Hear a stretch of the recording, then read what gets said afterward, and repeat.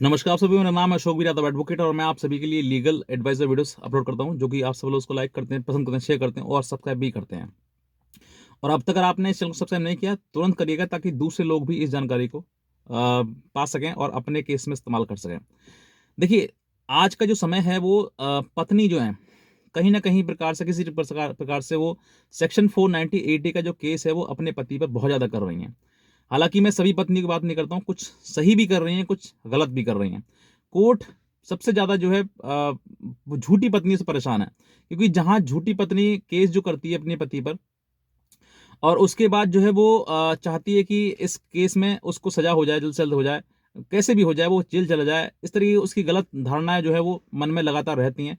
लेकिन अगर आप सही हैं और आपने कोई गलत नहीं किया है और पत्नी आपकी झूठी है, तो मैं कहता हूं कि आपको 100% इसमें जस्टिस मिलेगा। और उस पत्नी को, जिस पत्नी ने के आपके ऊपर झूठा केस किया है, तो उसको कर्मों की सजा जो है वो ईश्वर देगा। अगर आप देना चाहते हैं तो आप कानून के द्वारा भी आप दे सकते हैं। बहरहाल, हम बात करते हैं कि अगर आपकी पत्नी ने, देखिए, मैं ये कहता हूं कि पति पत्नी का जो झगड़ा है वो हो सकता है कि 1 घंटा, आधा घंटे, या फिर सुबह से लेकर शाम या शाम से लेकर सुबह तक हो बस। लेकिन जब ये झगड़ा यहाँ से लेकर घर से लेकर थाने तक और थाने से कोर्ट तक पहुंच जाता है, तब दिक्कतें ज्यादा बढ़ जाती हैं और तब जाकर जो है जो केसेस जो है वो एक दूसरे के ऊपर होने शुरू हो जाते हैं। तो जैसे पत्नी जो है वो एफआईआर दर्ज कराती है, एफआईआर दर्ज कराने के बाद जो है वो जो एफआईआर है उसमें चार्जशीट लगती है। उसके बाद कोर्ट में जाते हैं, कोर्ट में जमानत कराते हैं, जमानत कराने के बाद फिर कोर्ट बुलाता है कि आप आइए, गवाही दीजिएगा। जब नहीं जाती है तो पत्नी, मतलब पति ऐसे बहुत सारे परेशान हो जाते हैं कि सर वो आ ही नहीं रही है, आ ही नहीं रही है, कोर्ट में हम बुलाते हैं उसको, वो नहीं आ रही है। तो पता क्या होता है इसके पीछे रीजन? जिस समय पत्नी एफआईआर दर्ज कराती है उस समय तो वो इतनी उतावली होती है कि बस एफआईआर दर्ज हो जाए, उसके खिलाफ केस हो जाए, बस ये जेल चला जाए कैसे कैसे। लेकिन जिस समय पर ये एफआईआर दर्ज हो जाती है, होने के बाद फिर चार्जशीट लग जाती है, फिर उसके बाद वो कोर्ट में जाते हैं, कोर्ट जमानत दे देती है और फिर वो लड़ना शुरू होता है। जब बयान की बात आती है स्टेटमेंट कराने की, तो स्टेटमेंट नहीं कराती है, वो फिर पीछे हटती है, सोचती है कि नहीं, मुझे नहीं कराना, क्योंकि वो झूठी है, कहीं ना कहीं उसने झूठा केस किया है। और जहां पर झूठा केस किया है वहां पर पत्नी जो है वो गवाही देने से कतराएगी, मतलब बचेगी, कभी नहीं आएगी, कभी आएगी तो कहेगी मेरे पेट में दर्द है, मुझे घबराहट हो रही है, मुझे ये हो रहा है, वो हो रहा है, ऐसी चीजें सब बहुत है, क्योंकि ये हमारे सामने आती हैं, रियलिटी है ये।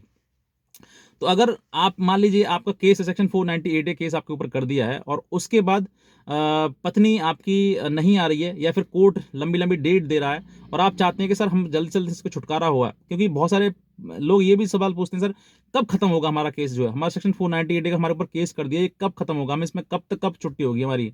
तो आज मैं आपको बताऊंगा कि अगर आपको केस जल्द से जल्द खत्म करना है, जल्द से जल्द चाहते हैं आप उसमें गवाही करें, खत्म मतलब हो एक तरफ हो, या अगर हमने झूठा किया है, हमारे ऊपर, हमारे मतलब हमने मारा पीटा या फिर दहेज मांगा है, तो हमें सजा हो, और नहीं है तो हमें बरी किया जाए, हमें जबरदस्ती हमें इस चक्कर में नहीं फांसा जाए। तो ऐसे बहुत सारे हस्बैंड से पति हैं जो ये चाहते हैं कि सर इसमें से या फिर तो बरी करें या फिर जो भी ये करना है जल्दी से जल्दी कर दें। तो आपको देखिए, ऐसा कहने से नहीं होगा, होगा तो कानूनी रूप से। अगर आप चाहते हैं कि उसमें जल्द से जल्द मतलब जो डेट्स हैं वो शॉर्ट डेट पड़े, स्पीड ट्रायल चला स्पीडी, तो ऐसा करने के लिए आपके लिए एक ही रास्ता है कि आप या तो लोअर कोर्ट में एप्लीकेशन दें कि सर हमारे अपने वकील से दिला सकते हैं कि सर हमारे केस में जो शॉर्ट डेट डलवाएं। लेकिन कोर्ट भी इसमें मतलब कहते हैं कि कोर्ट भी जहाँ पे बेबस हो जाती है, कि क्योंकि एक केस नहीं है, बहुत सारे केसेस हैं, तो सभी केसेस को टाइम देना होता है, जल्द से जल्द अगर एक में ही डेट शॉर्ट डेट लगाते जाएंगे तो फिर बाकी केसेस भी रह जाएंगे। तो इसलिए वो तो कोर्ट भी नहीं इसमें कार्रवाई करवाते। लेकिन जहां पर आपको लगता है कि नहीं होती है, तो आप सीधे हाई मूव करें हाई कोर्ट में। अगर आप हाई कोर्ट जाते हैं तो हाई कोर्ट में एक्सपर्टाइज ऑर्डर लें वहां से, अपने वकील को, आप हाई कोर्ट के वकील को जो है वो आप उसको कन्विंस करते हैं, बता सकते हैं कि हमें हमें इस केस में जो है जल्द से जल्द ट्रायल कंक्लूड कराना है, मतलब खत्म कराना है ये केस, चाहे इधर हो या उधर हो। तो आप लोअर मतलब हाई कोर्ट जाएंगे, हाई कोर्ट में जाकर वकील को बताएंगे कि इसमें एक्सपर्टाइज ऑर्डर चाहिए। अब एक्सपर्टाइज ऑर्डर जैसे ही हाई कोर्ट आपको देगा तो हो सकता है कि आपको 6 महीने में खत्म कराने के लिए, क्योंकि कोर्ट भी नहीं चाहता कि लंबे केस खींचे और ज्यादा, कहते हैं ज्यादा लंबा, ज्यादा समय हो जाए और जस्टिस ना मिले, और जस्टिस मतलब मान लो बाद में जस्टिस मिले और लंबा समय हो जाए, तो वो जस्टिस भी इनजस्टिस के बराबर होता है। तो ऐसा नहीं हुआ। आप जाएंगे उसमें एक्सपर्टाइज ऑर्डर के लिए, आप बोलेंगे सर एक्सपर्टाइज ऑर्डर में दिला दीजिए, हाँ, ठीक है, आपके वकील साहब जो है वो कोर्ट में बोलेंगे बात को, और कोर्ट जो है वो आपको पास कर सकता है। हो सकता है उसमें 6 मंथ्स का टाइम बाउंड हो जाए, हो सकता है 1 साल का हो जाए, हो सकता है डेट शॉर्ट करने के लिए हो जाए, कुछ भी मतलब आपके लिए हो जाए। तो आपके लिए वो ऑर्डर जो बेहतर रहेगा। तो उसकी बाद उसकी कॉपी लेकर आप लोअर कोर्ट में लगाएंगे। लोअर कोर्ट जैसे ही उसको देखेगा कि वाकई ये चीज़ हमारे सामने आई है, तो अब इसमें हमें स्पीडी ट्रायल चलाना होगा या किस तरीके से करना है, तो वो अपने आप लोअर कोर्ट जो है वो उसको मैनेजमेंट उसको कर लेगा। तो ये जो चीज़ें हैं वो आपके लिए बेहतर है। और यहाँ पर जो है जिस समय पर, क्योंकि पत्नियां ये गवाही देने से बहुत कतराती हैं, उस समय पर पहले जब एफआईआर दर्ज कराती हैं तो भागती हैं कि हाँ कर दो कर दो कर दो, और जिस समय करने का बात आती है ना, स्टेटमेंट करने का आता है, तो उस समय कतराती है। तो आपको फिर जो कोर्ट जो है ना, जब आपके पास ऑर्डर होगा उसका और कोर्ट उस फाइल में लगा हुआ होगा, तो कोर्ट फटकार मारेगा कि आप जल्द से जल्द आइए इसमें और बयान दीजिए, स्टेटमेंट दीजिए, जो भी आपको देना है वो दीजिए। और अगर फिर भी नहीं आती है ना, तो आपके लिए इसका बेनिफिट मिलेगा। हो सकता है कि उसकी जो अपॉर्चुनिटी है, जो पत्नी है आपकी, उसकी जो गवाही देने की अपॉर्चुनिटी है उसको खत्म कर दे कोर्ट, और उसके बाद फिर एक तरफा पूरा केस चल जाए और आपको उसका बेनिफिट मिल जाए। तो ये आपके लिए बहुत ज़्यादा बेनिफिशियल है अगर आप चाहते हैं कि कम से कम समय में। अब इसमें कोई ऐसा नहीं है कि बहुत ज़्यादा लंबे समय लगे, बहुत कम समय में इस केस को खत्म करा जा सकता है। तो मात्र आपके हाथ में 6 महीना, साल जो भी है, कम से कम, मतलब कुछ भी एक्सपर्टाइज ऑर्डर जो है वो ऑनरेबल हाई कोर्ट के द्वारा हो सकता है, और उसके बाद आपको बेनिफिट मिल सकता है। डे टू डे की भी हियरिंग हो सकती है, ऐसा भी होता है।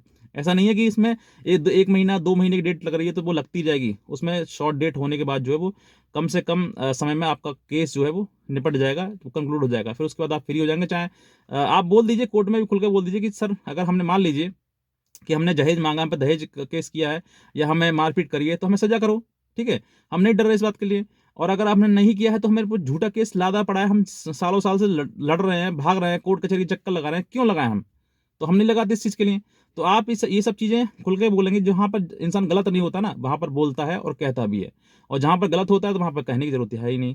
तो ये आपको समझना कि हमारी सजा हो सकती है, फिर नहीं हो सकती है, क्योंकि कहीं ना कहीं आपको भी पता होता है कि हमने क्या किया है क्या नहीं किया है। जहाँ गलत है, अगर आप इनोसेंट हैं, आप झूठे नहीं हैं और आप सही हैं, तो आप ये बात कहिएगा, और आपको मैं कहता हूँ 100% आपके लिए आपके पक्ष में, फेवर में आपके जजमेंट आएगा, और आप इस केस से 100% बरी होंगे।